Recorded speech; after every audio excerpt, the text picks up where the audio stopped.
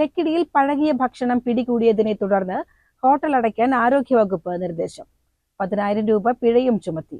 മാർച്ചിൽ കാലാവധി കഴിഞ്ഞ ലൈസൻസ് കടയുടമ പുതുക്കിയിരുന്നില്ലെന്നും ആരോഗ്യവകുപ്പ്.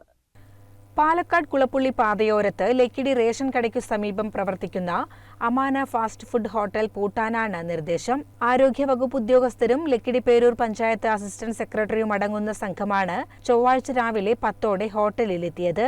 ന്യൂഡിൽസ് മുതൽ മുട്ട വരെയുള്ള പഴകിയ ഭക്ഷണ സാധനങ്ങൾ പിടിച്ചെടുത്തതായി ഉദ്യോഗസ്ഥർ പറഞ്ഞു.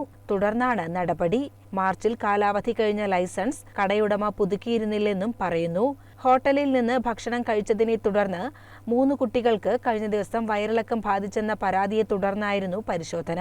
ഹോട്ടലിലെ മാലിന്യ സംസ്കരണം കാര്യക്ഷമമല്ലെന്ന് പരിശോധനയ്ക്കിടയിൽ അധികാരികൾ കണ്ടെത്തി.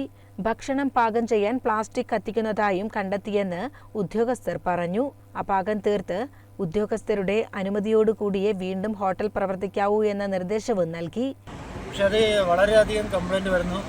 കാരണം ആൾക്കാർ വയറിളക്കവും മറ്റുള്ള ഛർദിയായിട്ട് കംപ്ലൈൻറ്റ് വരുന്നുണ്ട്. അതിൻ്റെ അടിസ്ഥാനത്തിൽ ഇന്ന് നമ്മുടെ ഹെൽത്തി കേരള പ്രോഗ്രാമിൻ്റെ ഭാഗമായിട്ട് ഇൻസ്പെക്ഷൻ വരികയും പഴകിയ സാധനങ്ങൾ ഒരു ഏകദേശം നല്ലൊരു ക്വാളിറ്റി സാധനം നമ്മൾ പിടിച്ചെടുക്കുകയും ചെയ്തു. അതിൻ്റെ അടിസ്ഥാനത്തിൽ നമ്മൾ ഒരു 10,000 രൂപ ഫൈൻ ഈടാക്കുകയും പഞ്ചായത്തിൻ്റെ ഫൈൻ ഈടാക്കുകയും കട പൂട്ടാൻ വേണ്ട നിർദ്ദേശം നൽകുകയും ചെയ്തിട്ടുണ്ട്.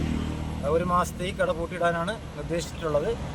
അത് കഴിഞ്ഞ് കംപ്ലീറ്റ് ക്ലീൻ ചെയ്തതിന് ശേഷം മാത്രം തുറന്ന് കാണിച്ചതിന് ശേഷം മാത്രം ലൈസൻസ് എടുത്താൽ മതി എന്നുള്ള നിർദ്ദേശമാണ് കൊടുത്തിരിക്കുന്നത്.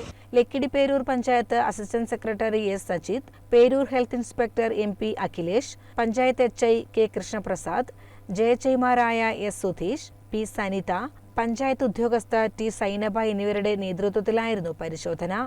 CCN ഒറ്റപ്പാലം.